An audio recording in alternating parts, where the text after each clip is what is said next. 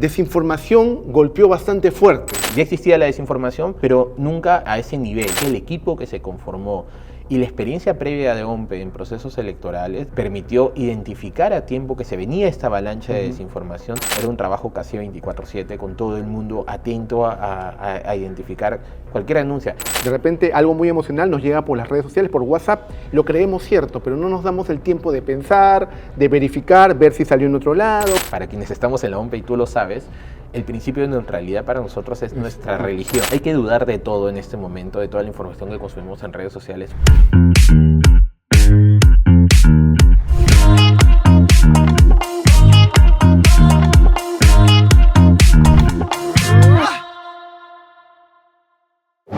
Hola, ¿cómo están? Bienvenidos y bienvenidas nuevamente a este espacio de comunicación con la ciudadanía desde la OMPE. Habla OMPE.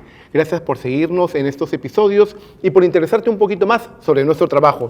Hay un proceso, un fenómeno muy grave que se está haciendo cada vez mucho más fuerte en redes sociales, sobre todo, que es el fenómeno de la desinformación, de la fake news, de la desinformación electoral también.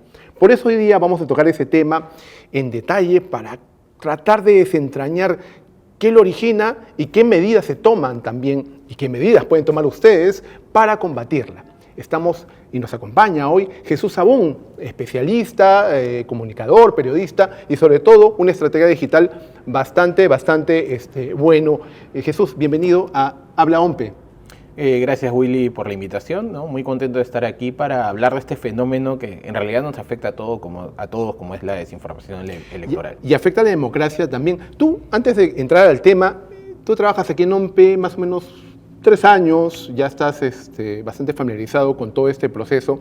Me contabas fuera de cámaras que habías entrado justo para las elecciones de 2021, donde la desinformación golpeó bastante fuerte, sobre todo en el tema del proceso electoral. ¿Qué más recuerdas de esos días? Primero que fueron unas elecciones bastante particulares por el fenómeno de la pandemia, ¿no? Todo el mundo en casa, había el temor de acercarse a votar. Y más allá de que, de hecho, la desinformación golpeó muy fuerte, y te diría que no solo a la OMPE, sino en general a todos los organismos electorales a nivel mundial, la desinformación siempre ha existido, la desinformación electoral en todas sus formas siempre ha existido. Pero el auge de las redes sociales, la digitalización que produjo también que las personas tuvieran que empezar a hacer teletrabajo, todo el mundo se digitalizó, amplificó este fenómeno, ¿no? O sea, ya existía la desinformación, pero nunca a ese nivel, ¿no? Se dieron todas las condiciones para que el fenómeno explotara. Ya. ¿Qué estrategias y qué herramientas utiliza la OMPE para verificar la información, ¿no?, que circula en torno a los procesos electorales? Hay múltiples herramientas, ¿no? Tenemos herramientas de lo que en digital llamamos social listening. Disculpa el Spanglish, sí. En digital se usa mucho. Un poco podemos explicar rápidamente. Claro, o sea, el social listening consiste, traduciéndolo al español, es escucha social, ¿no? Permite hacer un monitoreo, un seguimiento de las menciones. Ahora, no solo menciones sobre la OMPE, sino menciones en general, por ejemplo, sobre el sistema electoral, sobre coyuntura. Y de esa manera nosotros podemos identificar de manera oportuna cuando una desinformación se está produciendo y además medir el impacto que puede tener. No es solo, por poner un ejemplo, tú puedes revisar tus redes sociales y te llega una notificación de que alguien te mencionó, alguien te etiquetó, pero no tienes idea del dimensionamiento, qué tan viral puede ser y cuál podría ser su impacto e incluso dónde se originó esa información. Eso es lo que hacemos para estar al tanto del día a día, tener notificaciones en tiempo real o alertas en tiempo real de cuando alguien menciona un tema que es sensible, ¿no?, para el país, para la democracia, o cuando mencionan a la institución. Entonces está permanentemente monitoreando para controlar, digamos, si por ahí se dispara algo y salir inmediatamente a aclarar. Y ahí hay un tema importante. Como hay niveles de desinformación, te pongo un ejemplo. Yo, Jesús Sabún, publico algo sobre la OMPE, sobre cualquier organismo o institución democrática del país, y de repente mi comentario a nivel digital no tiene el impacto, ni la masividad, ni la viralidad.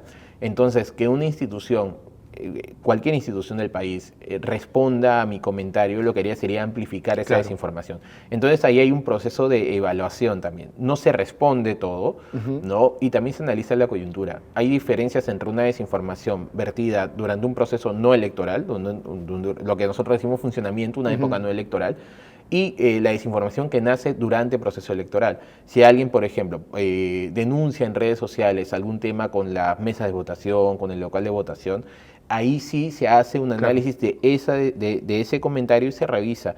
Obviamente, y eso es parte de la experiencia, el analizar la desinformación no solo requiere de herramientas digitales, sino de un equipo capacitado, ¿no? La herramienta por sí sola solo te brinda la información. Claro. El que hagas ¿Qué con la haces con la información, información? ¿qué haces con esa información? Entonces ahí entra el factor humano. La herramienta me permite monitorear. Adicional a eso, contamos con un fact-checker que se encarga de corroborar la información tanto de manera externa como de manera interna, ¿no? Haciendo las consultas necesarias para verificar si esta desinformación o esta información, porque en principio al inicio todo se toma como un proceso informativo, ¿no? Después lo que se hace es analizar si esto tiene alguna base, ¿no? Si realmente ocurrió. Se contrasta la información y en virtud a eso y en este análisis del impacto que puede tener, ¿no? Y la viralidad que puede tener, se genera una respuesta. No todo se responde, obviamente, porque no todas las desinformaciones tienen el potencial de viralizarse o de generar un impacto negativo. Y dependiendo de quién la ponga también. Y dependiendo quién, ¿no? O sea, obviamente si hablamos de una figura reconocida o un líder de opinión digital, el alcance va a ser mucho mayor que si lo publicó yo, que digamos no busco tanta presencia, ¿no? ¿Qué más interviene? También es importante que el equipo de respuesta tenga la capacidad de no solo de generar una gráfica, un video, una respuesta escrita, sino que también lo pueda hacer en términos que el común de la ciudadanía entienda, ¿no? A veces podemos cometer el error cuando estamos tan, como tú bien lo dices, ya después de cierto tiempo en una institución pública, empiezas a manejar también los códigos, claro, ¿no? Y esos códigos para tu día a día son habituales, pero para el común de la ciudadanía no lo son. Entonces se busca que la forma de responder también sea mucho más fácil de digerir. Ahí es importante contar con un equipo con el cual contamos ahora, ¿no? A nivel de redacción, de creación de contenido, audiovisual, gráfico, ¿no? Para poder tener toda una respuesta completa. Correcto. Que en las elecciones de 2021, que fueron las complicadas por esta avalancha de desinformación, no solamente la OMP tenía el equipo, sino tenía un know-how, ¿no? Tenía un conocimiento previo, por eso pudo responder, yo creo que de buena forma, y la ciudadanía lo reconoció, a toda esta avalancha de desinformación. Ahí hay algo importante que resaltar, ¿no? Muchas veces, si bien se respondió de buena manera al proceso desinformativo de 2021, la realidad es que tomó muy por sorpresa, y te digo que hay experiencias documentadas de investigadores bastante reconocidos sobre cómo la desinformación golpeó con mucha fuerza a elecciones en los Estados Unidos, en México, en otros países de la región. Fue un fenómeno global que precisamente se vio amplificado porque creció también el consumo de redes sociales. Claro, y las redes sociales, además, hay que tenerlo en cuenta, son emocionales, ¿no? Digamos, si yo te publico un comentario muy sesudo, muy equilibrado sobre determinado proceso democrático, probablemente lo va a leer cierto grupo en redes sociales. Pero si pongo un mensaje, sea muy a favor o muy en contra de algo, o muy polémico, genero más interacción, que de alguna manera el algoritmo de las diferentes plataformas premia la interacción. Claro. Entonces, si yo leo algo que va en contra o refuerza una forma de pensar mía, lo que voy a hacer es interactuar con eso. Si tú amplificas ese fenómeno, tuvimos un cóctel ahí explosivo que hizo que la desinformación creciera de manera exponencial. Importante mencionar que si bien se respondió de buena manera, no, nadie esperaba ese fenómeno. Claro, lo que se hizo y lo que sumó ahí fue que el equipo que se conformó y la experiencia previa de OMP en procesos electorales, digamos, del personal clave, permitió identificar a tiempo que se venía esta avalancha de desinformación y adaptar el equipo. El equipo estaba, digamos, conformado para responder consultas ciudadanas, para informar, pero no necesariamente para contrarrestar ese nivel de desinformación. Sin embargo, se estructuró rápidamente. Y en la marcha, ¿verdad? O sea, no te miento, cuando tú revisas la información interna que tenemos, si bien hablamos de alrededor de 217 o 300 respuestas en promedio que se hicieron de manera única, en realidad el volumen de respuestas que se dio a la desinformación pasa de los miles de respuestas. Entonces, te imaginarás, era un trabajo casi 24/7 con todo el mundo atento a identificar cualquier denuncia. Y eso es importante. No todo se asume como desinformación, algo que ya había mencionado. Sí. Evalúas algo, lo revisas, lo contrastas y solo después de contrastarlo, de verificar fuentes y de contrastarlo tanto en la interna como en la externa, puedes decir, ok, esto es desinformación, vamos a responderlo. ese proceso que tú has dicho, yo creo que se puede extrapolar, lo podemos aplicar todos nosotros. De repente algo muy emocional nos llega por las redes sociales, por WhatsApp, lo creemos cierto, pero no nos damos el tiempo de pensar, de verificar, ver si salió en otro lado, ver las redes sociales, escuchar radio de repente y ver si la noticia es cierta o no. De repente, y esa es una labor que que OMPE realiza dentro de sus funciones, que es la de educación ciudadana, la de educación electoral. ¿Qué acciones toma para educar, la OMPE para educar sobre el tratamiento de este tipo de noticias falsas? Uno de las principales, digamos, una iniciativa de la OMPE que nació en 2021, que es el Observatorio Interamericano para el Combate a la Desinformación Electoral. Esta fue una iniciativa de la OMPE que se presentó en la reunión anual del UNIORE. Para quienes no conozcan la UNIORE, ¿no? Congrega a todos los organismos electorales de la región de Iberoamérica. ¿No? Esto fue aprobado por consenso en UNIORE. Y así nace el observatorio, que es, digamos, no es propiedad de OMPE, pero es una iniciativa de OMPE que congrega los esfuerzos de todos los organismos iberoamericanos electorales contra la desinformación. ¿Qué se realiza a través del observatorio? Se realizan webinars que tienen invitados tanto especialistas como representantes incluso de las empresas de social media. El último que hicimos contó con especialistas de Meta y de TikTok. Y lo que buscamos con esto es, por un lado, generar conversación sobre el fenómeno desinformativo y por el otro lado se genera contenido más utilitario, ¿no? Que permita a las personas encontrar formas o consejos útiles para que ellos puedan también armarse contra la desinformación, ¿no? La desinformación te ataca día y noche, no tiene horario, y de hecho con la inteligencia artificial, mucho más. Si antes necesitabas a 100 personas para generar 100 tweets distintos, hoy con un bot puedes generar miles de tweets, todos independientes, todos únicos, y generar este fenómeno desinformativo de manera casi inmediata. Y el bombardeo al que estamos expuestos, tenemos, digamos, en estos celulares nosotros tenemos acceso a miles de contenidos. Eso por un lado. Por parte de la OMPE también hay un proceso, digamos, de informar a la ciudadanía de manera oportuna, de manera idónea, sobre las actividades que realiza la institución y también sobre cuáles son las fuentes oficiales.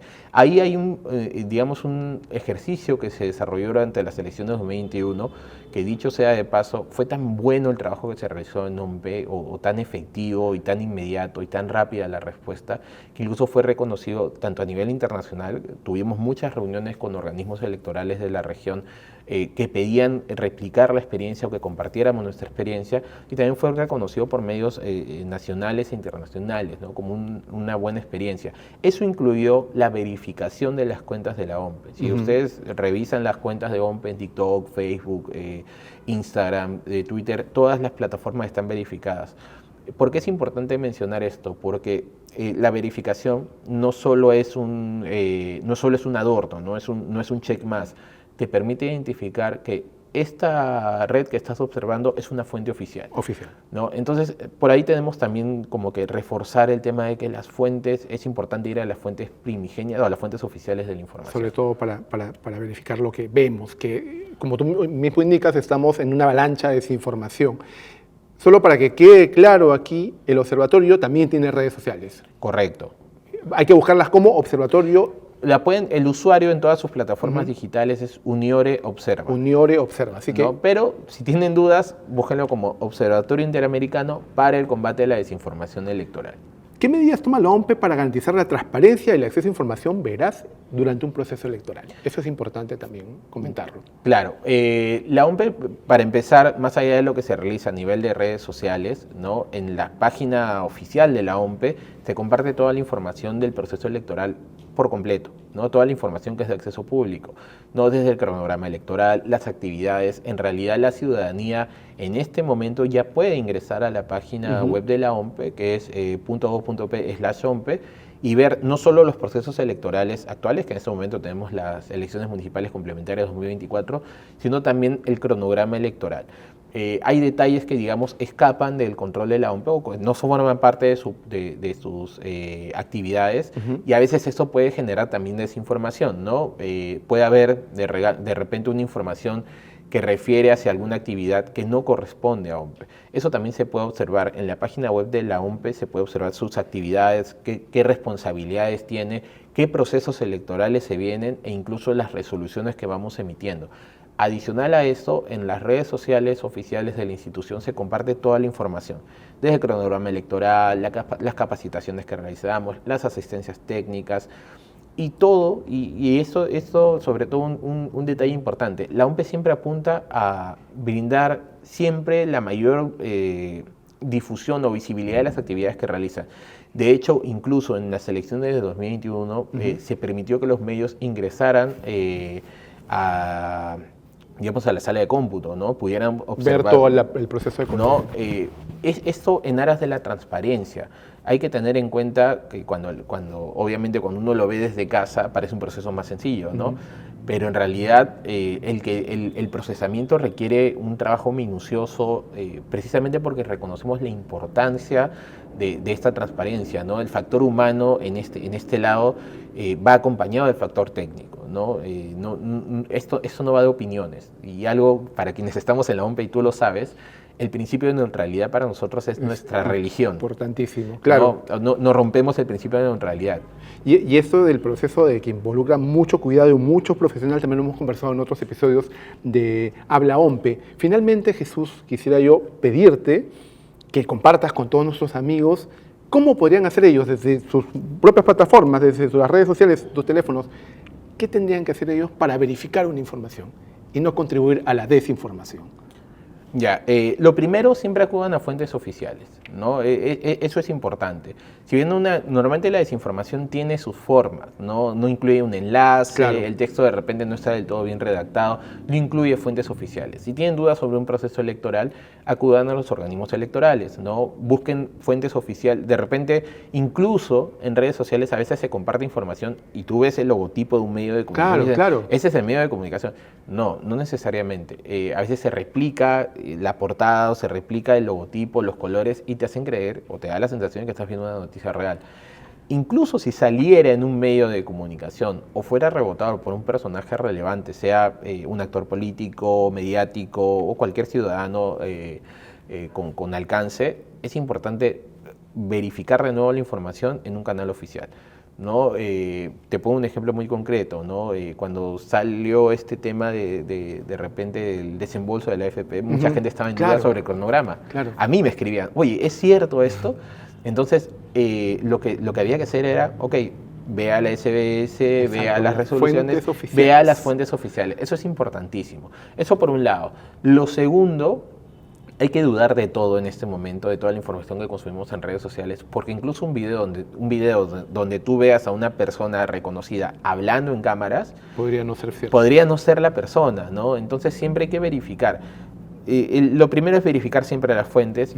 Lo segundo es, por feo que suene, hay que dudar de lo que vemos en redes sociales. Lamentablemente, ¿no? No hacer clics en enlaces de dudosa procedencia. Si está en WhatsApp o en redes, no necesariamente significa que es una noticia real. Y lo otro importante también es, ante la duda, podemos consultar a través de los canales digitales de la OMPE. Por ejemplo, en el caso de las actividades como la implementación o la ejecución de un proceso electoral, podemos acudir a las redes sociales de la OMPE. Algo que es importante es que nuestra atención es omnicanal. Es omnicanal. La respuesta que vas a recibir, sea en Twitter, Facebook, en cualquiera de las plataformas o a través de Fono OMPE, va a ser la misma. O sea, tenemos digamos, la información consolidada. Entonces, si tienes una duda, acude a la fuente oficial, haz la consulta. En principio se trata siempre de verificar las fuentes y de no confiar del todo en lo que nos muestran las redes sociales. Y estamos aquí en la OMPE justo para eso, para ayudarte, para servirte y para tratar de hacer que esta democracia sea un poco más fuerte cada día. Jesús, muchísimas gracias por estar en Habla OMPE. Ha sido un gusto y creo que muy esclarecedor para todos nosotros cómo combatir a la fake news y la desinformación. Los invito a seguir compartiendo este video podcast y a seguir con nosotros. Hasta la próxima.